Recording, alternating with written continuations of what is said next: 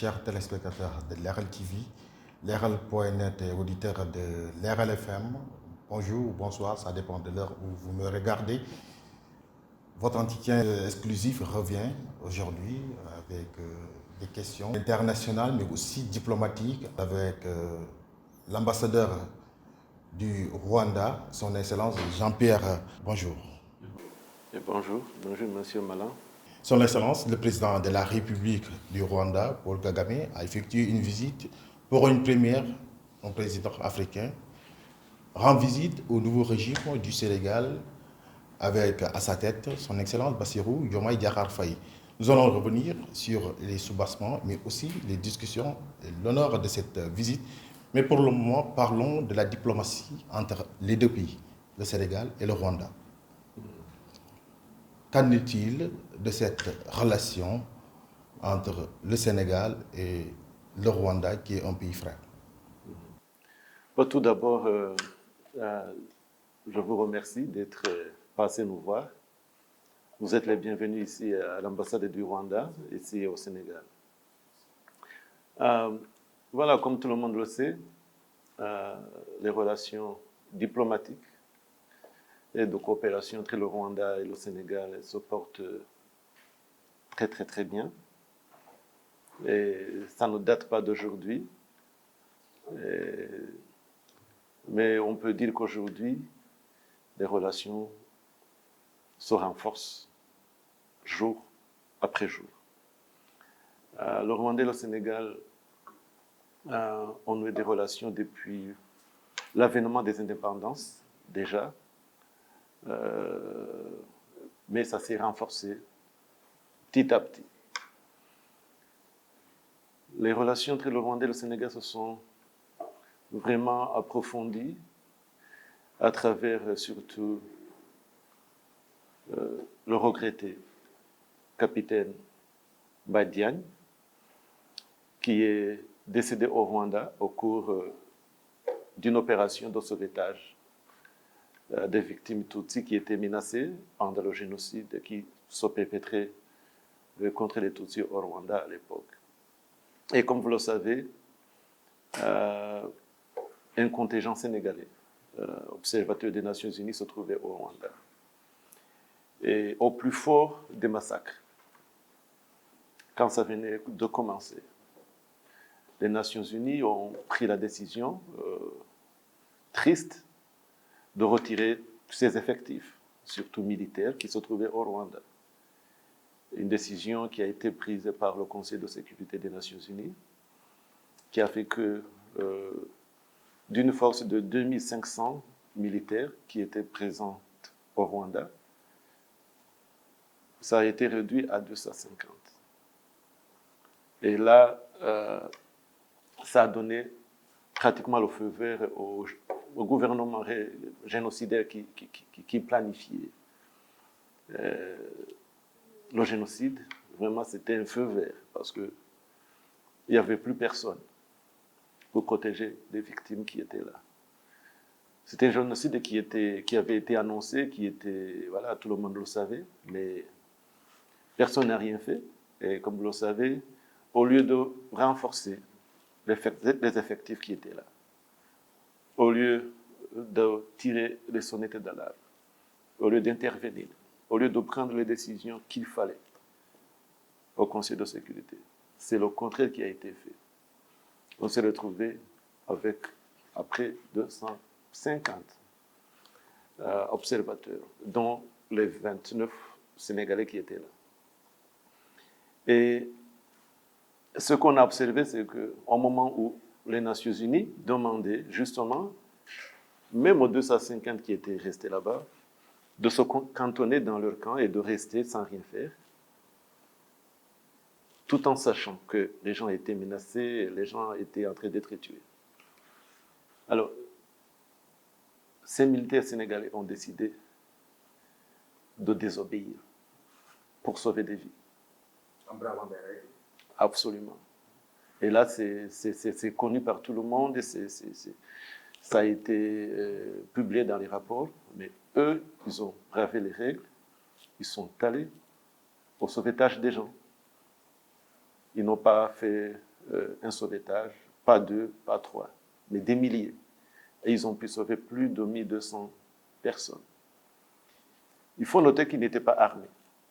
Ce n'étaient que des observateurs. Et c'est là où c'est vraiment très fort. Au moment où ceux qui étaient armés avaient quitté le Rwanda, ceux qui n'étaient pas armés, qui étaient des observateurs, au péril de leur vie, ils ont sauvé plus de 1200 personnes. Et ces gens-là, ils sont bien vivants parmi nous aujourd'hui au Rwanda. C'est eux qui témoignent. On peut se dire non, peut-être que voilà, ce sont les Sénégalais qui ont dit ça, mais non, non, non. Ce sont les survivants qui témoignent, qui vous racontent comment ça s'est passé. Et malheureusement, le regretté, le capitaine Baïdiagne a perdu la vie. Et avec ça, les liens entre le Rwanda et le Sénégal se sont scellés à jamais à travers ce sacrifice. Et puis, à partir de là, on a continué à développer des relations. Bien sûr, les relations entre le Rwanda et le Sénégal existaient depuis longtemps. Déjà, le Sénégal avait accueilli ici beaucoup de réfugiés rwandais, des réfugiés des années 1950, parce que le génocide définitif a eu lieu en 1994. Mais les préparatifs, tu vois, les tests avaient commencé un peu plus tôt, au lendemain des indépendances, 1959, 1963, 1964, 1967, 1969, les Tutsis ont été tués chaque fois. Et à chaque fois, il y avait des vagues de réfugiés de Tutsis qui partaient à l'étranger. Il y en a qui restaient, qui ne pouvaient même pas partir. Alors ceux qui parvenaient à partir, quitter le Rwanda, certains se sont retrouvés ici au Sénégal, dont beaucoup d'étudiants qui sont venus faire leurs études ici dans tous les domaines et sont restés là-bas. Donc le Sénégal a été un pays d'accueil des Rwandais depuis les années 1960, 70, les années 80. Et puis après, il y a eu des relations qui se sont renforcées avec les mariages mixtes, dont beaucoup de Rwandaises ont épousé des Sénégalais et ils sont ici. Et on a beaucoup de binationaux ici, que ce soit ici au Rwanda ou bien au Sénégal. Cela a eu les relations entre les deux pays. Nous allons revenir sur aujourd'hui le nouveau régime en place de son Excellence, le président de la République du Rwanda, Paul Kagame, et le premier président a effectué une visite ici au Sénégal avec à la tête du pays, Bassirou Diomaye Diakhar Faye. Aujourd'hui, que vaut l'honneur de cette visite de son Excellence? C'est franchement dans la continuité de l'amitié, vraiment une amitié profonde et sincère entre deux pays et deux peuples. Il en va de soi que le président Paul Kagame vienne ici. Au vu de tout ce que je vous ai dit tout à l'heure, ces liens d'amitié. Le Sénégal a été à côté du Rwanda quand on était dans des situations compliquées, quand c'était très difficile. Le Sénégal a toujours été là. C'est normal que, à chaque étape que le Sénégal fait aussi, c'est normal que le Rwanda soit là. Donc, le président Paul Kagame, sur invitation du président Bassirou Diomaye, a voulu aussi continuer ce geste d'amitié profonde et sincère. Et ça s'inscrit justement dans sa politique de consistance dans tout ce qu'il fait. Donc le peuple sénégalais, le peuple rwandais, nos deux pays sont liés à jamais et il fallait le démontrer, il fallait venir, il fallait porter ce message aux plus hautes autorités du pays. Et nous avons été aussi très, très ravis nous aussi, en tant que représentation diplomatique du Rwanda ici au Sénégal, justement d'être témoins de cette visite historique. Des questions aussi cruciales que des relations bilatérales allant dans le sens du commerce, du tourisme et de la gouvernance ont été soulevées. Et quelles sont les perspectives que l'on peut attendre entre nos deux pays, frères? Oui, en fait, Les deux chefs d'État ont encore souligné le besoin de renforcer cet axe Kigali-Dakar dans tous les domaines. Ça existait déjà et des accords de coopération ont été signés même dans le passé, mais cette fois-ci, il faut qu'on fasse un pas de plus et concrétiser. Il y a ce qui a été fait, il y a ce qui a été planifié et qui n'a pas encore été fait et qui doit être fait. Et les deux chefs d'État ont réaffirmé justement cette volonté, en fait que vraiment on passe à l'étape suivante. Vous avez parlé des relations, développement des relations commerciales, des relations, coopération scientifique, gouvernance, de l'éducation, dans l'environnement, dans la diplomatie. Tout ça doit être renforcé. D'ailleurs, au moment où nous parlons, il y a une délégation du CICES qui est à Kigali. D'ailleurs, tout à l'heure, le DG, M. Saliou, a été reçu par le ministre du Commerce du Rwanda il y a quelques heures, parce que nous préparons la prochaine FIDAC et nous sommes très heureux que le Rwanda ait été choisi cette année pour être l'invité d'honneur, pays invité d'honneur du FIDAC 2024. Donc c'est dans ce cadre aussi que beaucoup d'autres initiatives doivent être prises et doivent être renforcées. Les pays, nos deux pays sont soi-disant éloignés l'un de l'autre, mais on sait que nos deux pays déjà font du commerce avec des pays plus éloignés. Vous savez, des pays dans l'Asie, en Europe, aux Amériques. Mais nos échanges au niveau africain, ça reste très, très, très réduit. Pas seulement entre le Rwanda et le Sénégal, mais entre nos deux pays. Vous savez, les échanges commerciaux sur le continent africain restent très, très, très limités. Et aujourd'hui, nous parlons vraiment de l'intégration africaine. On parle de l'ASLECAF qui a été mis en place, donc le libre-échange, le marché de libre-échange sur le continent africain. Mais ça tarde à se mettre en place. Vous savez, on a beaucoup de pays ont ratifié, mais pratiquement, il y a encore beaucoup de choses à faire. Et nous sommes convaincus qu'en y allant petit à petit, justement, le Rwanda et le Sénégal, en étant vraiment les porte-flambeaux de cette intégration africaine, ça va aller plus vite. Nous allons y revenir pour ce qui concerne l'intégration africaine, mais 30 ans de commémoration du génocide contre les Tutsis au Rwanda. Vous êtes dans une logique de la commémoration de 100 jours, à partir du 7 au 3. Qu'est-ce qu'on peut retenir de ces événements qui, quand même, ont été décriés par les responsables, les diplomates? Tantôt, vous avez parlé du Conseil de sécurité des Nations Unies. Lors de votre conférence internationale aussi, vous y êtes revenu. Alors, y a-t-il des séquelles qui restent quand même en ce qui concerne cet événement? Ah oui, absolument. Vous savez, un génocide, c'est quelque chose d'unique. Vous savez, perdre 1 million de personnes, ça laisse des traces, absolument. Même 30 ans après, il y a toujours des traces. Et dans beaucoup de domaines, mais on y travaille et puis on fait beaucoup de progrès. Vous savez, quand on regarde le Rwanda il y a 30 ans, déjà la situation dans laquelle on se trouvait, vous avez 1 million de personnes assassinées, vous avez des millions déplacés et surtout des réfugiés à l'étranger. Vous avez des infrastructures complètement détruites, vous avez l'économie complètement détruite.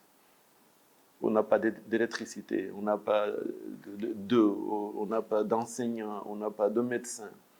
Tout complètement avait été détruit. En plus de cela, vous avez une population qui est traumatisée. Et ça, c'est le plus important qu'il faut souligner. Une population qui a vu un génocide, une population qui a connu 30 ans d'exil, parce que comme je vous l'ai dit, le tout premier pogrom contre les Tutsis, ça date de 1959 jusqu'à 1994. Donc, vous avez une population traumatisée par 30 ans d'exode, vous avez une population traumatisée par un génocide. Et aujourd'hui, 30 ans après, vous avez une population complètement guérie. Vous avez une population unifiée, une population jeune, une population qui a une même vision, une population qui est déterminée à avancer, une population qui a décidé de ne pas être retenue par cette histoire tragique, mais une population qui a dit non, on ne peut pas oublier, mais on peut avancer. On peut avancer surtout. On doit tout faire qu'on ne puisse pas revenir sur ce passé tragique. Alors, de 1994 à 2024, beaucoup de choses se sont passées. Vous savez, la reconstruction de tout un pays, de tout un système, la stabilisation de tout un peuple, et surtout la détermination du peuple d'avancer. En 30 ans, on dit qu'on a fait des progrès, vraiment des pas de géant. On était jeunes à l'époque, mais je peux témoigner que Vous avez des souvenirs de... Beaucoup. Ah oui, absolument. On ne peut pas oublier ça. Vous savez, les souvenirs sont toujours là. On connaissait beaucoup de gens. On a des amis, des membres de la famille qui ne sont plus là, qui ont été assassinés. Voilà, ça laisse des traces. On connaît. Voilà. Je peux te faire une liste des gens personnellement que je connais qui ne sont plus là. Nécessairement, ça laisse des traces. Et ça, c'est pour tous les Rwandais que tu puisses, voilà, qui étaient là, parce qu'aujourd'hui, la majorité de la population n'était pas encore née. Ça, c'était notre fait aussi. C'est-à-dire qu'aujourd'hui, les jeunes qui ont moins de 30 ans constituent plus de 50% de la population. Donc, il y a une nouvelle génération qui n'a pas connu le génocide. Il y a une grande partie de la population qui a connu le génocide. Il y a une grande partie de la population qui était très, très jeune à l'époque du génocide, qui avait entre 0 et 10 ans, mais qui ont gardé des séquelles aussi. Donc, quand on regarde tout ça, vraiment on peut dire qu'on a fait du bon chemin. Même si nous qui étions déjà adultes, on se demandait si c'était possible. Mais le chef de l'État, le président nous a toujours dit, on n'a qu'un seul choix à faire. On est tombé tellement bas qu'on n'a qu'une seule solution, décision à prendre, de remonter la pente. Parce qu'on ne peut pas rester là. Et c'est ce que, sous son leadership, le Rwanda a fait. Et donc, on a décidé d'avancer, de se sortir de ce trou dans lequel le génocide nous avait plongé et de monter. Bien sûr, ce n'était pas évident. C'était une vision. Donc, c'est ça.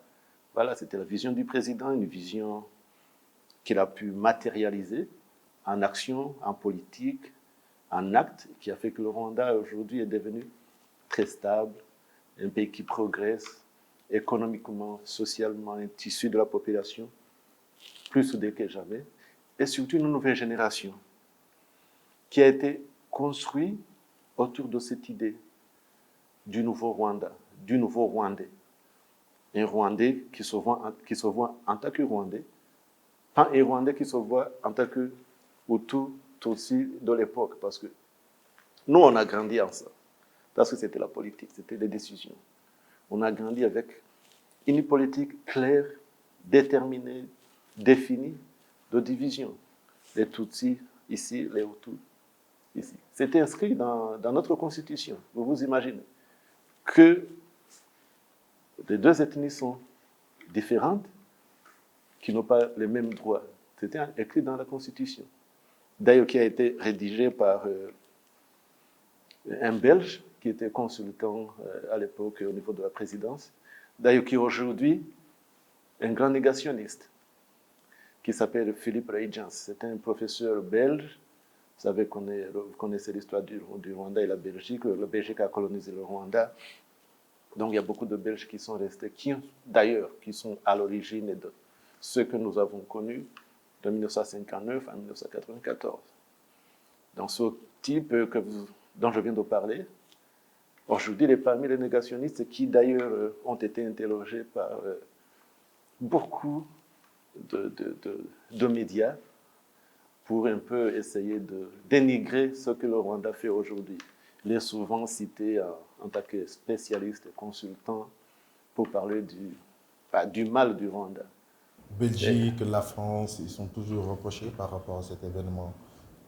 Oui, oui, bien sûr, il y a une grande responsabilité, bien sûr, revient aux Rwandais, parce que ce sont les Rwandais qui ont commis le génocide. Le Rwanda est prêt à pardonner? Oui, non, je dis, les Rwandais sont ceux qui sont passés à l'acte.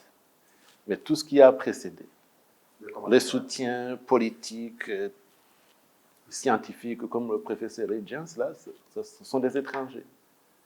La France et son implication a été prouvée. D'ailleurs, le président Macron l'a reconnu officiellement au Rwanda.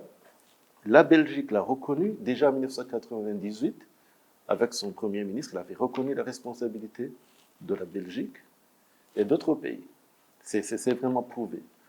Et le Rwanda a décidé d'avancer parce que si on a décidé de nous pardonner entre nous, au Rwanda, pardonner ceux qui ont perpétré le génocide et avancer, voilà, on a décidé de pardonner même des étrangers qui se sont impliqués, mais ceux qui ont accepté de demander pardon, ou bien ceux qui ont reconnu leurs responsabilités. Donc on est prêt à avancer et à laisser le passé derrière, mais construire un avenir meilleur. Parce que là, on parle d'une nouvelle génération. Qu'est-ce qu'on va laisser à la future génération, à nos enfants? Et ce qui nous revient à faire chaque année une commémoration qui allant dans le sens quand même d'apaiser, mais aussi de se souvenir et pouvoir avancer. Absolument, absolument, parce que la commémoration vise trois objectifs, en fait. C'est préserver la mémoire du génocide, parce qu'il faut qu'on continue d'en parler, surtout afin d'en prévenir d'autres atrocités, pour servir de leçon. Ne pas oublier les victimes. Ces innocents qui ont été tués, on ne peut pas les oublier. Leurs familles, ceux qui sont restés, doivent être soutenus. Donc, on doit toujours en parler, on ne peut pas oublier. En même temps, on doit parler encore de la reconstruction de notre unité. Parce que l'unité, c'est ça qui a fait que le Rwanda a soit basculé. Enfin, le manque d'unité, la division. C'est ça qui a fait que le Rwanda s'est retrouvé dans un génocide. Donc, on doit reconstruire cette unité à travers les commémorations, à travers la vérité historique qui est dite pendant les commémorations. Mais surtout, on doit tout faire, justement, comme on l'a fait pendant 30 ans, de ne pas être prisonnier de ce passé, mais d'avancer, de viser grand, de voir grand, essayer d'avancer. Donc, la commémoration vise ces trois objectifs. Ça nous a beaucoup aidés pendant ces 30 dernières années, et ça continue justement d'être vraiment la fondation de ce que le Rwanda fait aujourd'hui. Chaque année, on a une commémoration, on parle de notre histoire. On essaie, parce que tout n'est pas connu, tout n'est pas connu. On sait l'histoire, mais il y a des détails qui chaque fois reviennent parce qu'on a toujours des témoignages, on a toujours des gens qui racontent ce qui a été fait, ce qui s'est passé. Il y a toutes sortes d'histoires qui reviennent, qui viennent, qui sont racontées par les survivants. Et ça permet de mesurer encore un peu plus vraiment la profondeur de ces génocides perpétrés contre les Tutsis. Et surtout, ça permet de lutter contre pas ce nouveau phénomène, mais cette dernière étape du génocide. Vous savez, dans tous les génocides, c'est prouvé scientifiquement, il y a 10 étapes qui commencent par la planification, et ça finit par l'exécution et surtout les négations. Ça s'est passé dans tous les génocides qui ont précédé le génocide perpétré contre les Tutsis. Aujourd'hui, nous sommes confrontés à ça, à ce phénomène de négationnisme. Négationnisme, révisionnisme, tout ce que vous voulez. Négationnisme par rapport au terme aussi utilisé, génocide au Rwanda. Mais oui, bien sûr, le négationnisme, ça commence parce que le négationnisme, ça demande tout un arsenal de stratégie. Il commence des fois par nier qu'il n'y a pas eu de génocide, absolument, que ce sont des massacres, des gens se sont entretués. Après, ils vont dire que non, en fait, ce n'est pas 1 million de personnes, que c'est moins que ça. Après, ils vont dire que non, ce n'est pas un génocide contre les Tutsis, mais c'est un génocide rwandais. Après, ils vont dire que non, ça n'a pas été planifié parce que ça a été spontané. Après, ils vont dire que les victimes, ce sont en fait les bourreaux. C'est eux qui ont provoqué la population qui a décidé de s'en débarrasser. Donc, il y a tout un arsenal qui a été développé. Et quand on regarde très bien, ça a commencé avec ceux qui ont vraiment préparé le génocide, parce qu'on commet un crime et on prépare comment on va le nier. On va dire non, c'est pas nous, ça ne s'est pas passé comme ça. Et puis ça s'est étendu à leurs partenaires, à leurs amis, à leurs soutiens. Certains, ce sont des professeurs, d'autres, ce sont des États, d'autres, ce sont des organisations dites des droits de l'homme. Et tu retrouves tous ces gens dans un engrenage maléfique qu'est le négationnisme. Et souvent, vous vous retrouvez avec des gens que je dirais innocents au départ, qui ne connaissaient rien, mais parce que c'est la seule histoire qu'ils ont connue, qu'on leur a racontée, ils se retrouvent dedans. Certains, lorsqu'ils sont confrontés à la réalité, décident non, il y a une autre histoire, donc un génocide a eu lieu. Mais il y a d'autres qui continuent dans cette voie, qui ne veulent plus changer, soit par intérêt, soit pour d'autres raisons. Donc, vous vous retrouvez avec tout ça. On vous dit, il n'y a pas 1 million de personnes qui ont été tuées. Mais ceux qui connaissent la vérité, qui étaient là, on ne peut pas dire aux gens qu'aujourd'hui, des enfants qui sont restés seuls, ou bien des familles complètement détruites, parce qu'il y en a beaucoup de familles dont on n'a même pas un seul survivant. D'ailleurs, la semaine passée, il y a une commémoration spécifique pour se souvenir des familles qui ont été complètement décimées. Donc, on se retrouve avec ce phénomène. Quand on fait la commémoration, c'est pour rappeler aux gens, et surtout aux nouvelles générations, et à beaucoup d'autres personnes qui n'ont pas tellement bien suivi, parce que, voilà, il se fait qu'à l'époque, la communication n'était pas aussi développée qu'aujourd'hui. Il n'y avait pas tellement de télévision, il y avait la radio, il suffisait qu'à l'époque, à Kigali, on ferme complètement l'accès à l'information au moment où le génocide se commettait, pour que personne ne sache ce qui se passait réellement au Rwanda. Mais ceux qui connaissaient réellement qu'il y avait des représentants là, dans les Nations Unies, eux, ils savaient, parce qu'il y avait eu des signes avant-coureurs, il y avait eu des rapports des représentants des Nations Unies qui étaient là. Mais les Nations Unies n'ont rien fait. Sinon, le public en général ne savait pas ce qui s'est passé. Et chaque fois que nous faisons ces commémorations, justement, c'est une occasion d'en parler, parce qu'on se dit que personne n'est à l'abri d'un génocide. Personne n'est à l'abri d'une guerre. Vous savez, il y a un génocide, il y a des guerres civiles, il y a des guerres entre les États. Et chaque fois, il y a la perte des vies humaines. Et aucun pays n'est à l'abri. Parce que il y a 80 ans, c'était presque le début, ou bien on tendait vers la fin de la Deuxième Guerre mondiale. Avant, on avait eu la Première Guerre mondiale. Les gens s'étaient dit, non, c'est fini. Entre 1919 et 1939, hein, les gens avaient dit 20 ans, voilà, on peut pas, c'est fini, c'était atroce. Non, et il y a eu la Deuxième Guerre mondiale. Après, il y a eu d'autres guerres, vous savez, sur tous les continents. Et puis c'est arrivé au Rwanda. On a eu un génocide. Après, on a eu d'autres guerres, d'autres atrocités. Donc, aucun pays n'est à l'abri. C'est pourquoi nous, on dit, on le fait pour nous, on fait que personne n'oublie, mais en même temps, il faut tirer la sonnette d'alarme. Parce qu'un génocide, quand ça commence sur plusieurs étapes, avec les médias de la haine, avec les discours de haine, avec le discours populiste, des discours de division, de ségrégation, régionalisme, tribalisme, tout ça, si on ne fait pas attention, s'il n'y a pas un encadrement strict, ça peut basculer.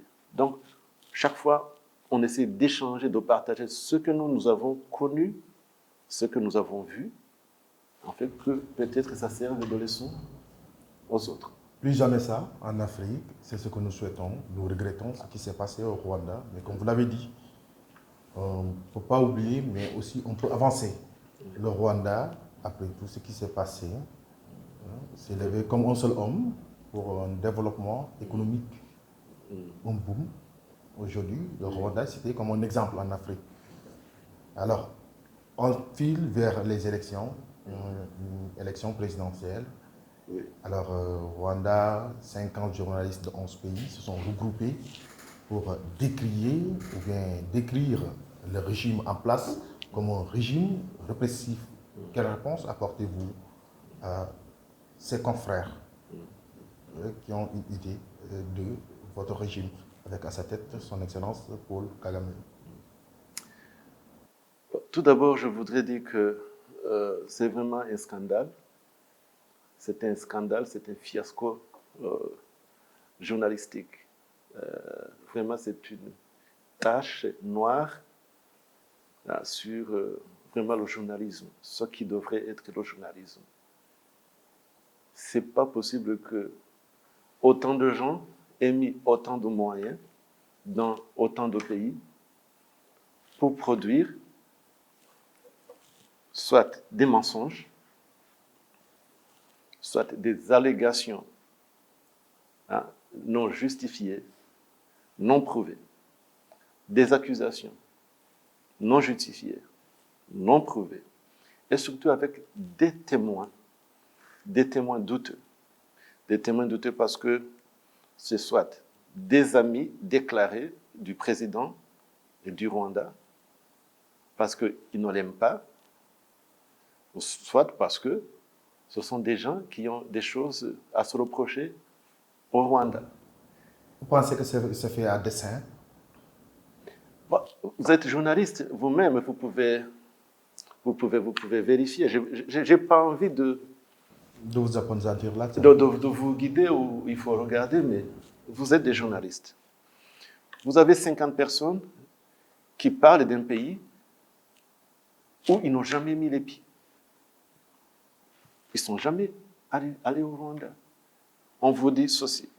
Vous savez qu'un travail journalistique doit être accompagné d'une enquête et vous cherchez des preuves de ce que vous voulez dire.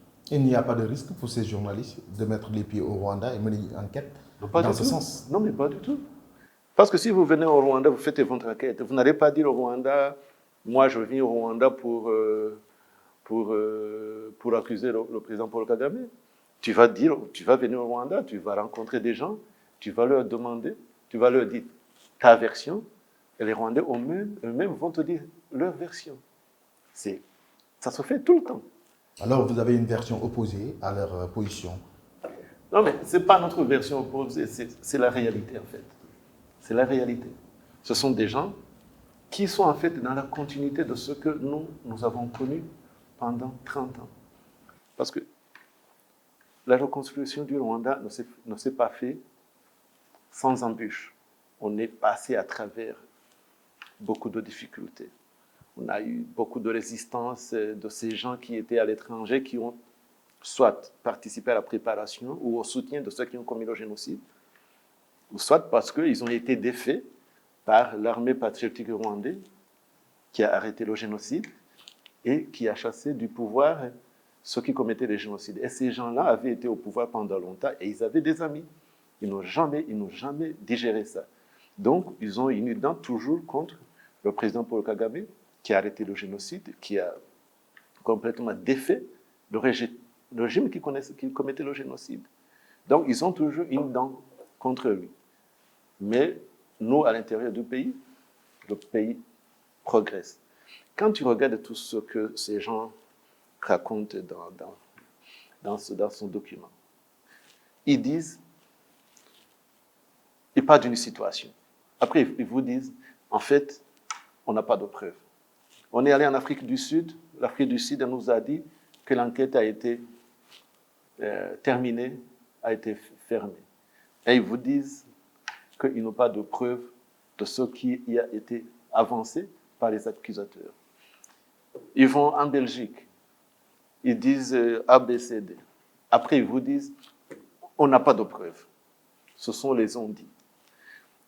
Mais À chaque accusation... est-ce qu'on ne peut pas partir des dénonciations des membres de l'opposition comme des leaders de l'opposition qui se sentent un peu traqués par le régime en place et aussi répressés par le régime?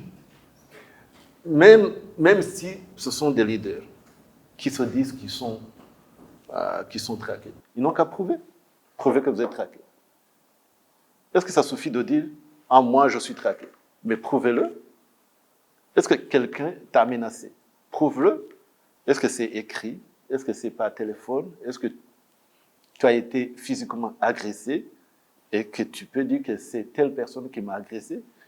Il y a eu un accident, prouvez que c'est telle personne qui a causé l'accident parce qu'il voulait te faire du mal. Donc, vous pouvez voir dans tous leurs dossiers, ils vous disent ceci s'est passé, mais on n'a pas de preuves, mais c'est ce que les gens disent. Donc, ceux qui se disent opposants et disent qu'ils ont peur du régime, ils n'ont qu'à prouver comment ils sont menacés. Ils le disent seulement, mais ils ne peuvent pas le prouver, en fait. Et c'est ça où on dit que ces gens-là, ces journalistes qui se sont mis en place, ils ont un agenda caché. Ce n'est même pas un agenda caché, c'est un agenda clair. Vous pensez que c'est un lobbying, malgré des renseignements généraux que l'on annonce déployés par le président ou le régime un peu partout dans le monde? Vous pensez qu'il y a un lobbying derrière tout cela? Ça peut être dessein comme ça qu'on se lève pour attaquer un régime comme ça pour, Est-ce que vous pensez vraiment... Voilà, c'est ce qu'on demande aux gens avec le peu de moyens que le Rwanda a. Avec toutes les difficultés ou bien tous les défis que nous avons à relever, dans l'éducation, la santé, l'accès à l'électricité, l'accès à l'eau potable, la stabilisation. Vous voyez, les gens vraiment croient que le Rwanda a les moyens de développer un service secret qui va attaquer des gens à l'étranger. Dans quel but? Quelqu'un qui est à l'étranger, qu'est-ce qu'il va te faire? Si tu fais bien ton travail au Rwanda, tu développes un pays de façon extraordinaire. Tu as l'adhésion de toute la population. Quelqu'un qui se trouve à des milliers de kilomètres du Rwanda, qu'est-ce qu'il va faire? Mais rien. Donc, tout ça est fait en fait pour salir l'image d'un président qui est tellement aimé par son peuple, tellement aimé par beaucoup d'autres peuples. Un président qui a amené des réformes au niveau de l'Union africaine, qui, pendant sa présidence, a fédéré beaucoup de chefs d'État, en fait, donc mettre en place la ZLECAf, qui a tout fait pendant toutes ces périodes, en fait que l'Afrique ait une voix et une seule voix sur les questions globaux. Alors, tout ça, moi, je me dis que ça pose problème à certaines personnes. D'ailleurs, vous allez voir Il y a un article qui est sorti sur Africa Arabia avec Colette Brackman, qui est une journaliste connue un peu à travers le monde. C'est une journaliste belge, la seule qui a suivi le Rwanda avant le génocide et jusqu'à aujourd'hui, qui connaît le Rwanda, le Congo, le Burundi. Il y a un journaliste sur Africa Arabia qui lui demande, mais qu'est-ce que vous pensez de ça, de tout ça? Elle-même vous dit, non mais ça c'est juste un plan pour diaboliser le Rwanda. Elle le dit clairement. Et ce n'est pas la meilleure amie du Rwanda. Et là, c'est une vraie journaliste qui a vraiment une façon de... Là, on peut la considérer comme une vraie journaliste, mais pour les autres, on ne peut pas les considérer comme non, mais ce ne sont pas des journalistes, ce sont des politiciens, quoi. Voilà, c'est des gens qui sont utilisés. Soit ils sont des politiciens eux-mêmes, soit ils sont manipulés. C'est quoi? C'est une position qui nous arrange et on est fidèle. Et quand ça ne nous arrange pas, ça... Ouais, mais moi, ce que j'ai retenu de tout ça, c'est que finalement, vous savez, ce groupe de journalistes qui se sont mis en place pour travailler ensemble sur plusieurs dossiers, parce que ça, ce n'est pas le premier dossier qu'ils ont pris en main. Il y a beaucoup d'autres qu'ils ont fait. Là, ça vraiment m'amène à me poser des questions sur d'autres dossiers qu'ils ont eu à traiter. Parce que l'impartialité, normalement journalistique, est complètement absente. Tu ne peux pas venir parler de quelqu'un... Dans le traitement du dossier. Dans le traitement du dossier, à charge. Tu ne peux pas dire attaquer, attaquer, attaquer, attaquer. Est-ce que vous pensez qu'il n'y a pas d'autres versions? Est-ce que s'ils avaient demandé à d'autres personnes, est-ce qu'ils n'auraient pas raconté une autre version? Le président Kagame, aimé par son peuple, une élection présidentielle à l'horizon, pourquoi pas quelqu'un d'autre, après 24 ans au pouvoir, pour Kagame, qui décide de ne plus se présenter, et quand même permettre à quelqu'un d'autre de se présenter, que le peuple libre de faire son choix, comme en bonne démocratie. Oui, mais c'est le peuple qui décide. Attendons voir. Ce n'est pas le président qui va voter. La limitation du mandat du président? C'est le peuple qui décide, qui va aux urnes et qui décide. La limitation du mandat, comme vous le savez, avec le nouveau code, c'est mandat de 5 ans et au maximum 2 mandats. 2 mandats de 5 ans. Ça, c'est la loi aujourd'hui qui le dit. Le nouveau. Donc, ça veut dire que n'importe quand, d'autres peuvent être... Même aujourd'hui, la compétition est ouverte. Mais le problème qu'il y a avec les gens, c'est que le président a tellement bien fait, et presque tout fait, qu'il est presque impossible de dire ou bien de concevoir un programme que lui, il n'a pas fait. Mais on ne peut pas dire impossible quand même, il y a d'autres qui peuvent pas. Mais bien sûr, mais ils n'ont qu'à venir compétir. Ils sont les bienvenus. Est-ce qu'ils ont le choix? Mais bien sûr. Ils ont la liberté de pouvoir compétir? Absolument, absolument. Regarde, vous voyez n'importe qui, vous voyez les opposants qui sont là, mais chaque fois qu'ils ont quelque chose à dire, ils le disent soit publiquement, à la radio, sur les réseaux sociaux, ils critiquent, ils disent tout ce qu'ils veulent, mais il y a la population qui dit que, voilà, ça c'est ce que vous dites, mais la réalité est voilà. Mais ce que je vais te dire, est pour dire la raison pour laquelle, en fait, la population même a décidé en 2015 de demander le changement de la Constitution, en fait, de pouvoir permettre au président encore de se présenter. C'est que depuis 1994, si tu regardes la gouvernance du Rwanda, c'est une gouvernance inclusive.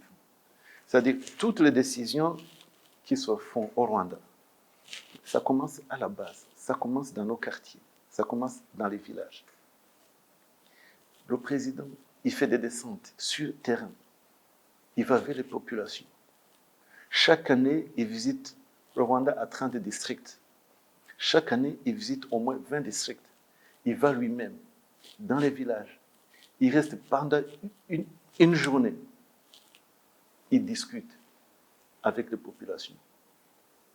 Il lui pose des questions. Ils font des doléances. Ils disent ce qui ne va pas. Le président donne des réponses. Ou bien il désigne les responsables, les ministres, les maires, les gouverneurs qui font pas le travail. Et ça a été consistant pendant 30 ans. Aucun paysan ne peut dire aujourd'hui au Rwanda qu'il n'a pas accès au président, ou bien qu'il ne peut pas lui parler. Ça, ce sont les descentes du président lui-même. En termes de gouvernance, chaque année, nous avons au Rwanda ce que nous appelons le dialogue national, ou Mushikirano. Le dialogue national, c'est une rencontre entre le président et toutes les couches de la population. C'est fait. Avant, c'était fait dans le Parlement. Aujourd'hui, on se retrouve dans la Kigali Arena. Et vous avez toutes les couches de la population représentées.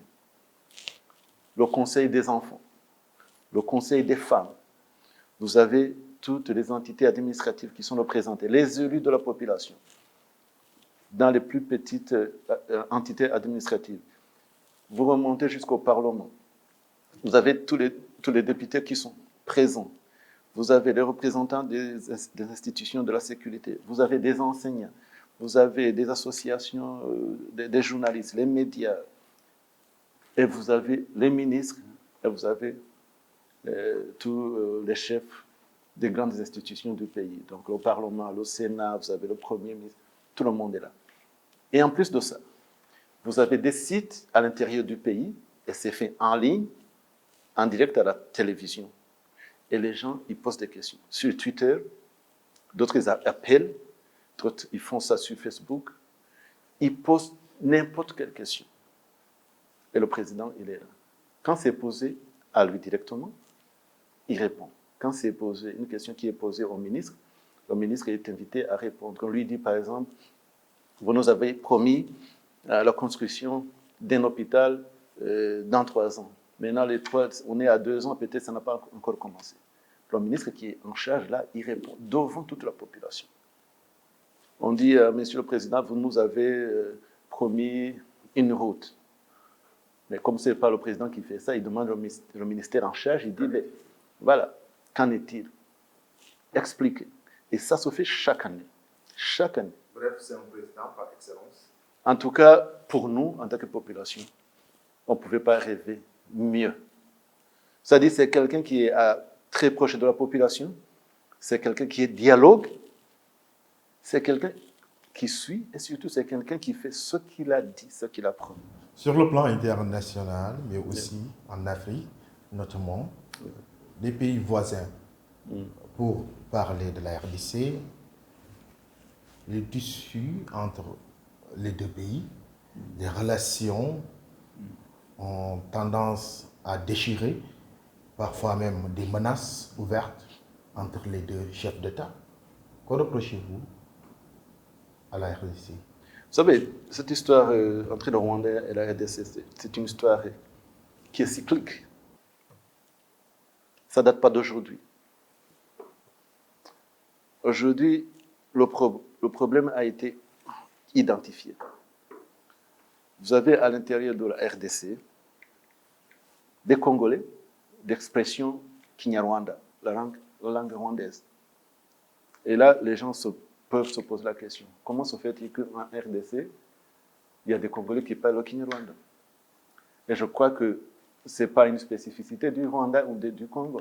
Ici au Sénégal, vous avez des gens qui parlent une même langue au Sénégal, au Mali, en Guinée, en Gambie. Quand vous allez en Gambie, vous allez trouver des gens qui parlent Wolof. Est-ce que vous allez dire que ce sont des Sénégalais, qu'on va les chasser? Vous avez au Mali des gens qui parlent, ou bien même l'Odjola. Est-ce que vous allez les chasser et dire non, non, non, ça, ce n'est pas des Maliens, ce sont des Sénégalais parce qu'ils parlent cette langue? Et vice-versa. Ça, on s'est retrouvé devant ce fait accompli parce qu'à un certain moment, les colons ont tracé des frontières de façon unilatérale et imaginaire. Des familles se sont retrouvées de part et d'autre des frontières. Ces gens ne pouvaient pas changer leur culture et leur langue. Alors, pour des raisons politiques, pour des raisons qu'on ne sait pas, déjà en 1959,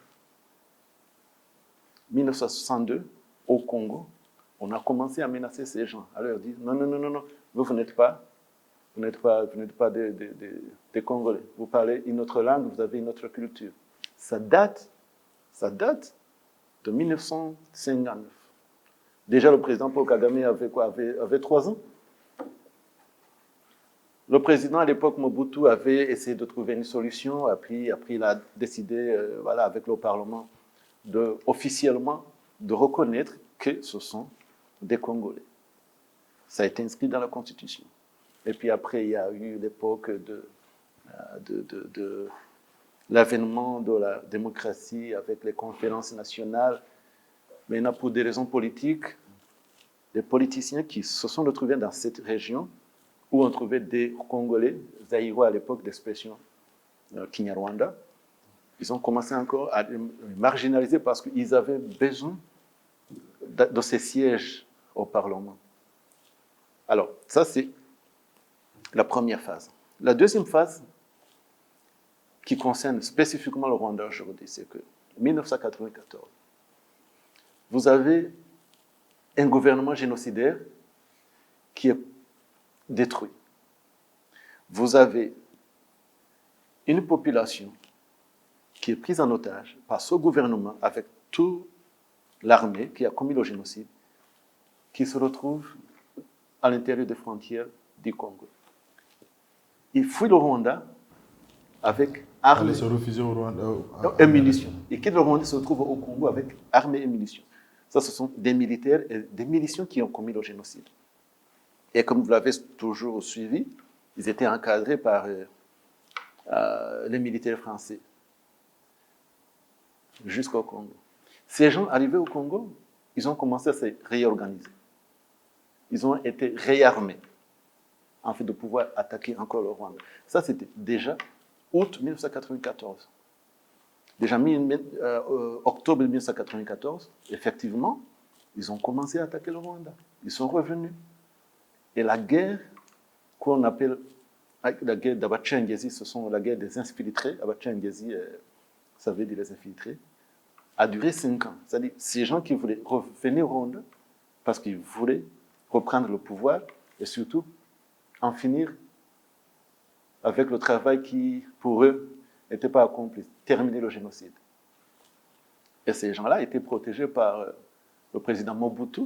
Il faut rappeler qu'à l'époque, Mobutu, c'était l'allié du président Habyarimana qui a été tué juste avant le génocide. Qu'est-ce qui a fait maintenant ressusciter cette affaire au point qu'il y ait des menaces de guerre entre les deux pays? Alors, cette histoire revient d'une manière ou d'une autre, si vous le voyez bien.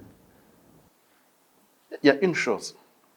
Chaque fois qu'on s'approche des élections au Rwanda, vous voyez ces miliciens, les FDLR, qui attaquent le Rwanda.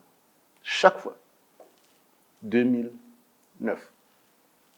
Avant les élections de 2017, ils avaient encore fait ça.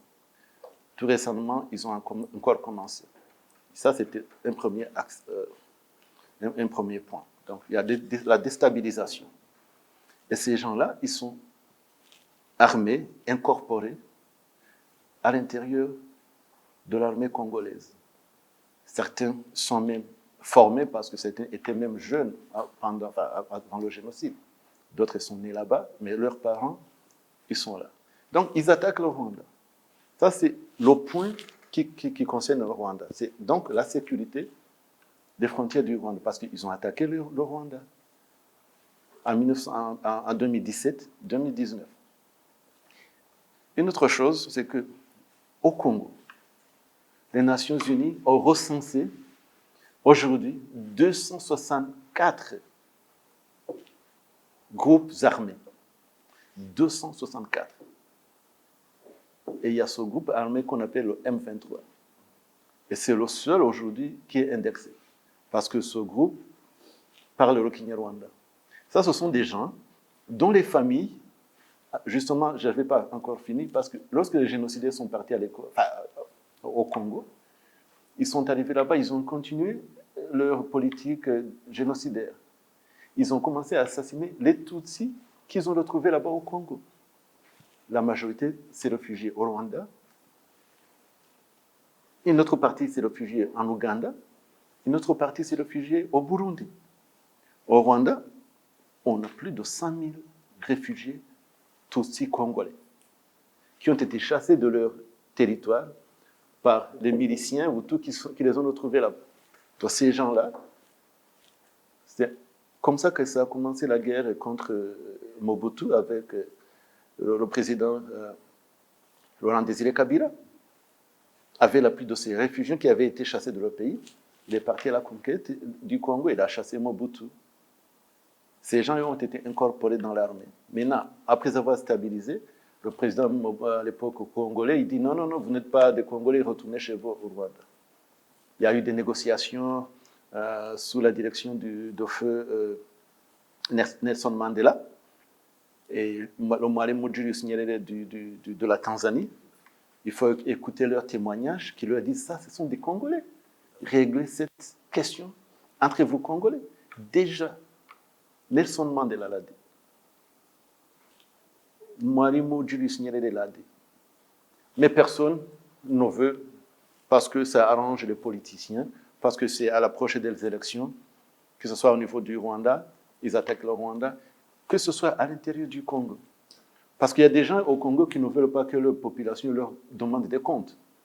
On ne veut pas qu'on leur demande où sont les routes que vous nous avez promises, où sont les écoles, où sont les hôpitaux, le salaire qui devait être augmenté, qu'en est-il? Les contrats miniers que vous avez conclus avec tel ou tel? Non. Maintenant, chaque fois, ils brandissent. Ah, il y a un problème, donc ils provoquent. C'est quoi la solution? La solution est simple, a été tracée parce que par des mécanismes qui ont été mis en place.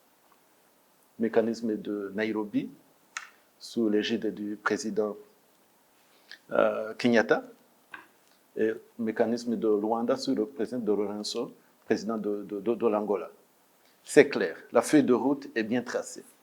Mais ce que les gens ne comprennent pas, c'est que chaque fois, il faut écouter même la dernière interview sur Jeune Afrique avec le président William Ruto du Kenya. Il a bien expliqué, il a dit, on a eu une réunion entre les chefs d'État. On a demandé au président Tshisekedi, est-ce que ces gens du M23, ce sont des Congolais ou ce sont des Rwandais? Lui-même, il a dit, ce sont des Congolais. Mais il a dit, mais comment est-ce que ça devient un problème du Rwanda? Il a accepté, il dit, OK, on va régler ça, nous, entre le Rwanda. Donc, c'est comme ça que le mécanisme de Nairobi a été mis en place. Mais l'application, qui consiste à vraiment la mise en œuvre des recommandations, c'est-à-dire, d'abord, accepter que ces gens sont des Congolais, qui soient réintégrés, soit dans l'armée, soit dans leur gouvernement, ou bien même démobilisés.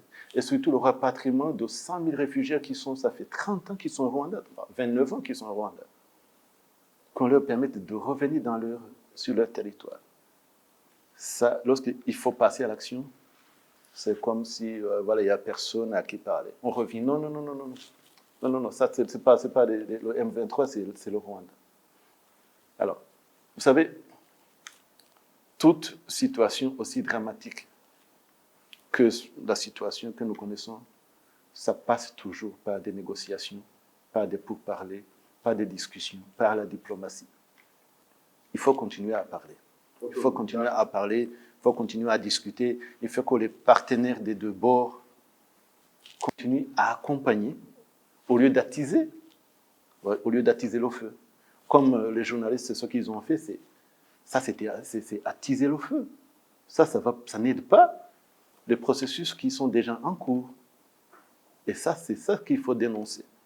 Les gens qui devraient aider ne le font pas, à se demander si vraiment ça les arrange, cette situation. Parce que si on a 5 chefs d'État qui se sont mis en place, qui se sont rencontrés plus de 10 fois, et que tu le trouves avec avec un cahier de charge bien clair, une feuille de route bien tracée. Tu te retrouves avec, il y a une semaine avec vos collègues journalistes maintenant qui veulent changer d'angle d'attaque et raconter une autre histoire. Alors, il faut se poser des questions s'il n'y a pas d'autres intérêts, surtout au niveau global, pour faire persister cette question. Alors, de manière globale, en Afrique, même si on a tendance à avoir des coups d'État, une scission entre les institutions, l'AES, la CEDEAO, un peu partout, qu'est-ce qu'il faut pour une fédération de l'Afrique, une indépendance économique, financière, sur beaucoup de domaines, pour que quand même l'Afrique puisse sortir de l'ornière et que des pratiques anciennes qui peuvent quand même nuire à l'image, mais aussi pousser notre économie à être amortie, à rester dans une logique aussi défavorable pour un déclenchement de développement de manière très brève, parce que le temps qui nous est imparti. Vous savez, moi je crois que nous tous, nous savons ce qu'il faut faire, ce dont on a besoin pour atteindre nos objectifs. Mais le problème, c'est qu'on ne le fait pas. C'est-à-dire, on parle de l'intégration complète de l'Afrique, on parle de la libre circulation des personnes et des biens, le libre-échange commerciaux, mais on a du mal à passer à l'acte. Pourquoi est-ce qu'on n'arrive pas à le faire? Pourquoi est-ce qu'un journaliste sénégalais qui doit faire un travail journalistique dans 54 pays africains a au moins 30 pays qui lui demandent un visa? Pourquoi? Comment est-ce qu'un Africain qui doit circuler sur son territoire, sur le territoire africain, doit demander des visas? Regardez ailleurs comment ça se fait. Pourquoi au sein de la CEDEAO, tout le monde peut circuler sans demander de visa? Mais une fois que tu sors de la CEDEAO, on te demande de visa, ou bien ceux qui sont en dehors de la CEDEAO, on leur demande des visas. Pourtant, dans la charte, ou bien même dans les accords de la ZLECAf, on dit qu'on va faciliter la libre échange et la libre circulation des personnes. Donc, il y a un problème quelque part. On prend des décisions en tant que pays africains, mais on a du mal à les mettre en œuvre. Et c'est ça, c'est ça. Parce qu'on n'a pas de leçons à recevoir de qui que ce soit. On a, sur le continent africain, on a des rapports ont été produits. L'Union africaine a fait des recommandations. Tout est là, tout est écrit. On sait ce qui doit être fait pour l'intégration réelle de l'Afrique. Mais on ne le fait pas. Merci beaucoup, Son Excellence Jean-Pierre Karanga. Karabaranga. Donc, un honneur pour nous de partager avec vous. Oui, merci beaucoup, mais moi je reste très confiant. Je suis convaincu qu'au fur et à mesure que la nouvelle génération apprend des erreurs des autres, qu'il n'y a pas d'autre choix. L'intégration africaine, la nouvelle génération ou la génération suivante va le faire. La construction d'un continent, d'un ensemble continental, ce n'est pas quelque chose de facile. C'est quelque chose, d'ailleurs, les frontières dont j'ai parlé nous ont été léguées par les colons. C'est entré dans les mentalités. Les divisions sont restées tellement profondes que se défaire de tout ça, ça va prendre du temps.